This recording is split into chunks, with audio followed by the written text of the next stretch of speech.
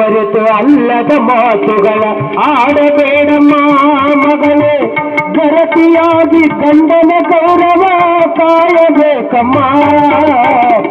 ಅರೆತು ಮರೆತು ಅಲ್ಲದ ಮಾತುಗಳ ಆಡಬೇಡಮ್ಮ ಮಗಳೇ, ಗರತಿಯಾಗಿ ಗಂಡನ ಗೌರವ ಕಾಯಬೇಕಮ್ಮ.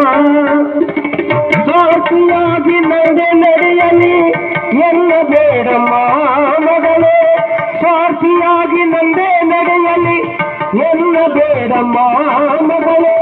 ಮನೆ ಮುರಿಯುವವರ ಮಾತಿಗೆ ಮರುಳಾಗಬಾರದಮ್ಮ. ಧರ್ಮವಂತಳಾಗಿ ಮನೆಯ ಬೆಳಗಬೇಕಮ್ಮ.